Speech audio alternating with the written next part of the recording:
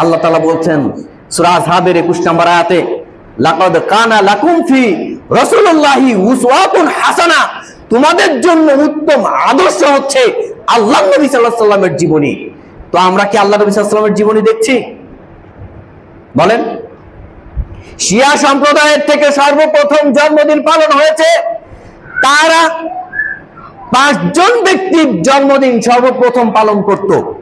তার মধ্যে এক মুহাম্মদ সাল্লাল্লাহু আলাইহি ওয়াসাল্লামের জন্মদিন, দ্বিতীয়ত হচ্ছে ফাতেমার জন্মদিন, তৃতীয় হচ্ছে আলী রাদিয়াল্লাহু তাআলা আনহু এর জন্মদিন, হাসান ও হুসাইন, এই 5 জন ব্যক্তির জন্মদিন তারা বেশ জাঁকজমক করে রাষ্ট্রীয়ভাবে তারা পালন করত। আজকে আমাদের মধ্যে এই জন্মদিন আহলে হাদিস যারা আছে, সহিহ হাদিস যারা দাবি করে, তাদের মধ্যেও কারো কারো ঘরে চলে। সম্মানিত উপস্থিতি, জন্মদিন পালন করা, মৃত্যুদিন পালন করা ইসলামের মধ্যে নেই। যারা পালন করছে তারা নিতান্তই ইসলাম থেকে বের হয়ে যাচ্ছে। আল্লাহ নবী সাল্লাল্লাহু আলাইহি ওয়াসাল্লাম বলেছেন, যে ব্যক্তি আমার উপরে মিথ্যা আরোপ করলো, মুগীরা রাদিয়াল্লাহু তাআলা থেকে হাদিসটা বর্ণিত হয়েছে, মুকদ্দমা অধ্যায়, মুসলিম শরীফ হাদিসটা উল্লেখ করেছেন মুকদ্দমা অধ্যায়ে, যে শোনো, আমি মুহাম্মদ সাল্লাল্লাহু আলাইহি ওয়াসাল্লামের উপরে মিথ্যা আরোপ করা আর সাধারণ মানুষের মিথ্যা আরোপ করা সমান নয়।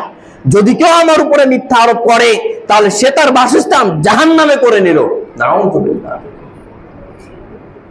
আমি আপনি যাই করব না কেন, যতটুকু করব না কেন, জেনে করার চেষ্টা করব ইনশাআল্লাহ। বিচারের দিনে মুহাম্মদ সাল্লাল্লাহু আলাইহি ওয়াসাল্লামের উম্মত হওয়ার পরেও, বিচারের দিনে মুহাম্মদ সাল্লাল্লাহু আলাইহি ওয়াসাল্লামের উম্মত হওয়ার পরেও আল্লাহ নবী সাল্লাল্লাহু আলাইহি ওয়াসাল্লাম বলবেন, সুকান দূর হও, সুকান দূর হও। কেন?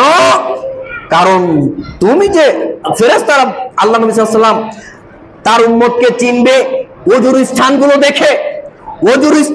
দেখে তার উম্মতকে চিনবে।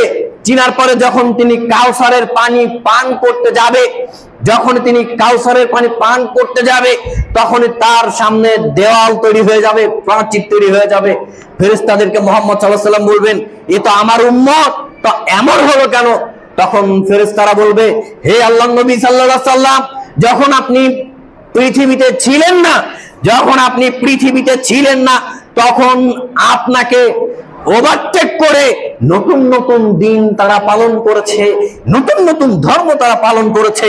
তখন আল্লাহ নবী সাল্লাল্লাহু আলাইহি ওয়াসাল্লাম বলবেন, সুকান দূর হও, দূর হয়ে যাও। যে সেদিন কাউসারের পানি আমার আপনার ভাগে পড়বে না যদি আমরা ইসলামকে না জেনে না বুঝে পালন করি। এই যে ঈদে মিলাদুন নবী উপলক্ষে যে সালাত আদায় করা হয়, এই সালাত শরীয়ত সম্মত নয়। ঈদে মিলাদুন নবী উপলক্ষে যে সিয়াম পালন করা হয়, এই সিয়াম শরীয়ত সম্পূর্ণ নয়। ঈদে মিলাদুন নবী উপলক্ষে যত অনুষ্ঠান করা হয়, এই অনুষ্ঠান একটাও শরীয়ত সম্পূর্ণ নয়। প্রত্যেকটা হচ্ছে শিয়াদের বানানো ইবাদত। আর এই ইবাদত থেকে আমাকে আপনাকে মুখ ফিরিয়ে নিতে হবে। যদি আপনি এই ইবাদত পালন করি, তাহলে আমি আপনি শিয়াদের একটা অংশ হয়ে যাব। যা আল্লাহ নবী সাল্লাল্লাহু আলাইহি ওয়াসাল্লাম বলেছেন, মান তাশাব্বাহা কওমি ফাহুয়া মিনহুম, জাতি যার সাদৃশ্য গ্রহণ করবে ঠিক সে তা বলেই গণ্য হবে। জাতি যার সাদৃশ্য গ্রহণ করবে ঠিক সে তা বলেই গণ্য হবে। এবার আপনি কিভাবে ইবাদত করবেন এটা আপনার দেখার বিষয়, এটা আমার দেখার বিষয় নয়। শুনুন, কেউ আবার এই ঈদে মিলাদুন নবী উপলক্ষে আল্লাহ নবী সাল্লাল্লাহু আলাইহি ওয়াসাল্লামের উফাত দিবস পালন করে, জন্মদিন পালন করে না। কারণ আল্লাহ নবী সাল্লাল্লাহু আলাইহি ওয়াসাল্লাম যে 12 রবিউল আউয়াল রোজ সোমবার মৃত্যুবরণ করেছেন, এই বিষয়ে কারো কোনো দ্বিমত নেই, এটা সত্য কথা। এই জন্য অনেকে আছে যে তারা জন্মদিন পালন করে না, তারা কি পালন করে? উফাত দিন, মৃত্যুদিন পালন করে, মৃত্যু দিবস। এটাও তো ঠিক নয়। আজকে আমরা কোথায় আছি, কোন ভাবে আছি? আল্লাহ সুবহানাহু ওয়া তাআলা বললেন যে কোরআনকে প্রেরণ করেছি আমি সহজ ভাবে। কোরআনকে মা ফারাতনা ফিল কিতাবি মিন শাইআ, আমি এই কোরআনের মধ্যে সব বিষয় উল্লেখ করে দিয়েছি, কোরআনের মধ্যে। অথচ আজকে কোরআনকে না খুঁজে বাহির থেকে নিয়ে আমরা আমল করছি। সম্মানিত উপস্থিতি, 12 রবিউল আউয়াল সম্পর্কে, এই আপনার ঈদে মিলাদুন নবী সম্পর্কে যত ধরনের আমল আছে সমস্ত আমল এই হিসাবে বয়কট করতে হবে।